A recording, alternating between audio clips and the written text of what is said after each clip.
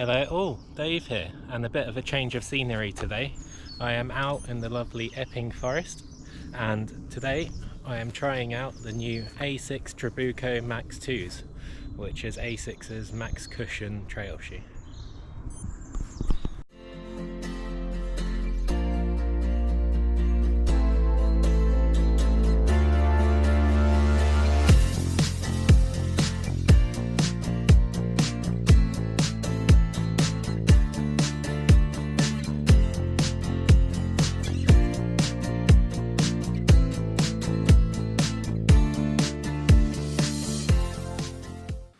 Okay, so I've run about 50k in these now on a variety of different terrains, mostly some forest trails, some park trails, and also some pavement thrown in too.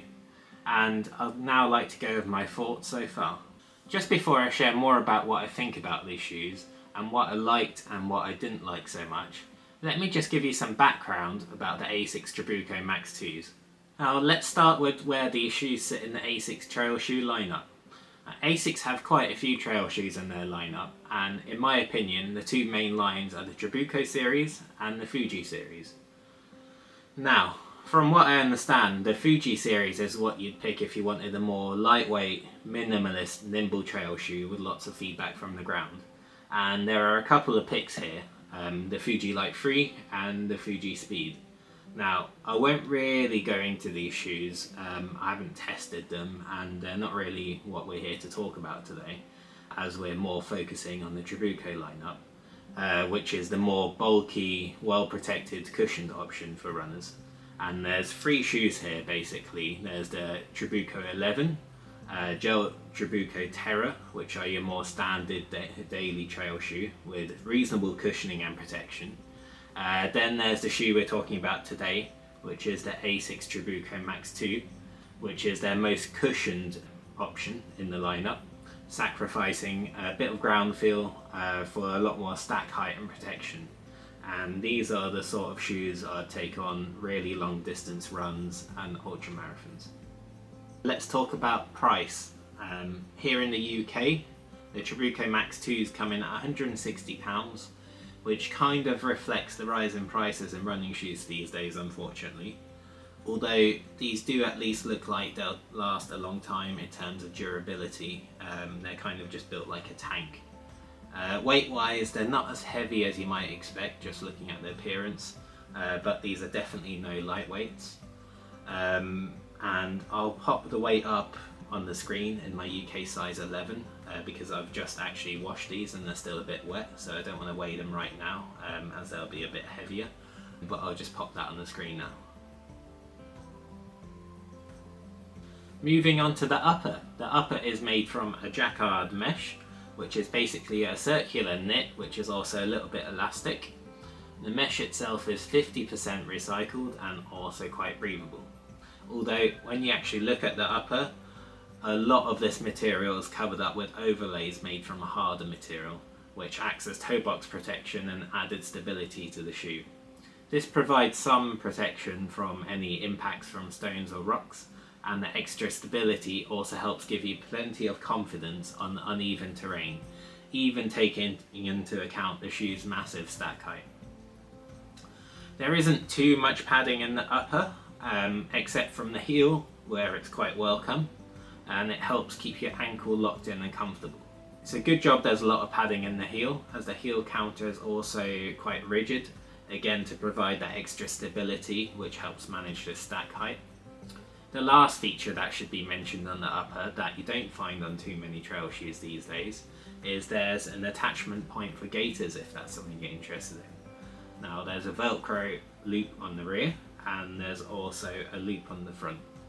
Now, let's talk about the real selling point of this shoe now, and that's the midsole.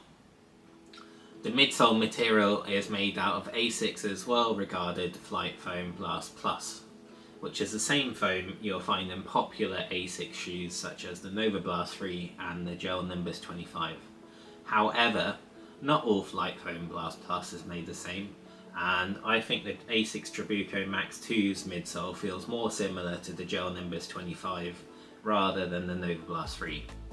So overall the ride is more of a reassuring, cushioned but stable feel, rather than the poppy feel of the Novablast 3. The overall stack height of the Trabuco Max 2 is 43mm in the heel and 38mm in the forefoot, so there's definitely a lot of protection there, especially when you're barreling full speed down hills. You can definitely feel a lot of impact is being absorbed. I don't think there's any rock plate in this shoe, but I don't think it really needs it as well due to the sheer amount of midsole foam in this shoe. I have tested it over some more pronounced rocks and I found that nothing really came through the midsole and made the underside of my foot uncomfortable in any way. Now, let's talk grip. The outsole uses Asics' own in-house Asics grip technology. I've never used a shoe with this outsole before, but it kind of reminds me of a Vibram outsole. It provides a similar feel and level of grip. Compared to the Asics Novablast 3 TRs, the lugs on the outsole are much more substantial. They're around 4 to 5mm I believe, and they're noticeably more tacky as well. I've had no issues with grip so far, even in a lot of muddy conditions. So not much else to say about the outsole, but overall I think it does the job quite nicely. Now we've got the stats out of the way, what do I think about the shoe? What did I like about the Asics Trabuco Max 2?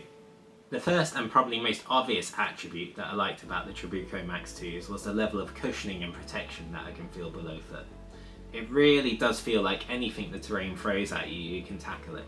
Going over rocky terrain, even fallen trees, it kind of just feels like you're gliding above the terrain instead of crashing through it and feeling every single obstacle.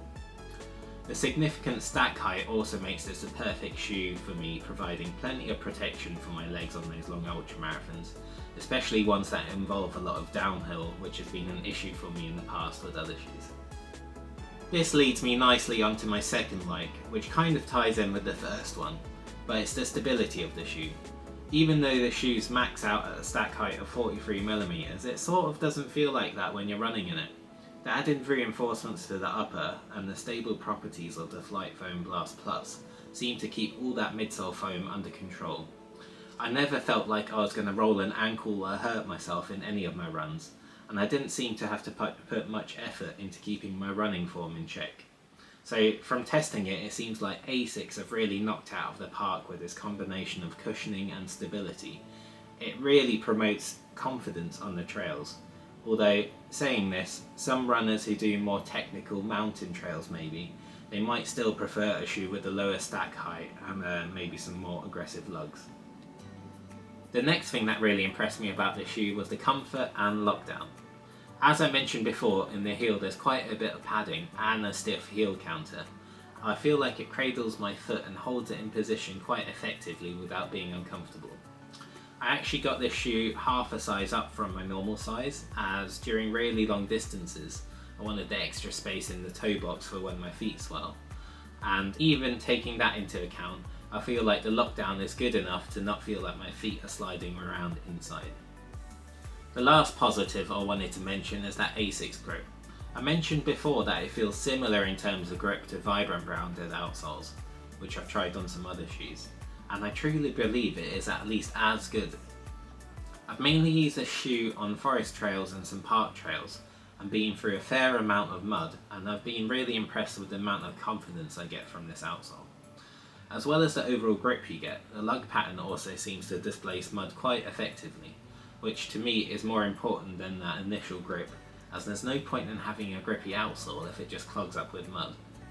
So in summary, I think the outsole makes this shoe quite a versatile beast.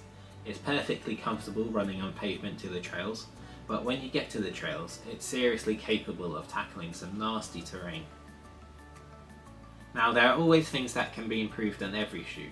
No shoe I've come across yet is completely perfect, so here are a few things I don't like so much about the Asics Trabuco Max 2s. The first thing I don't like about these shoes is this overlay in the toe box. I know it's there to protect my toes if I happen to be clumsy and kick any rocks, but it just makes the upper in the toe box a lot more rigid, which worries me a bit, as if my feet expand on really long runs, I prefer to have an upper which is a little bit more pliable. While if my toes rub against this overlay, it might cause me a bit of discomfort. I'm not really sure what the solution could be here really. I do have quite wide feet, so this might not be a problem for everyone. Maybe they could make the toe box overlay a little bit narrower so it only covers the front of the toe box instead of wrapping all the way around. Moving on, the only other negative I can really think about is the weight. Although for its size it's quite impressive how light Asics have managed to get this shoe. It's still quite a bulky shoe overall. If you try and up the pace, or if you're out there running for many hours on end, you'll definitely start to feel that you're not running in a lightweight shoe. Although for me this isn't too much of an issue, as I use this shoe for slower pace runs where I'm just cruising along, and for me the comfort outweighs the weight for me. But if you're someone who wants to do faster paced efforts on very technical terrain, you might want to look at some lighter trail shoes with less stack height that are a bit more responsive.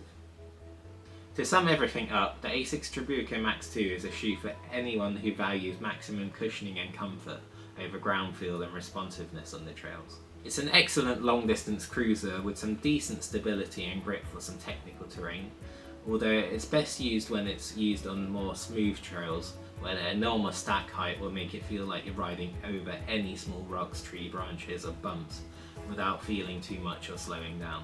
The price point is definitely on the high side. It would have been nicer to see this around £120–130 mark, but at least on the bright side, the build quality on the Asics Trabuco Max 2 suggests to me that this shoe will last. If you have tried this shoe and don't get on with it, or you'd like to research some other shoes in the maximalist trail shoe category, I'll put up a small list now of some other options you can look at. And as always, please ask away if you've got any questions. And for now, that's the end of the review. I hope you enjoyed it.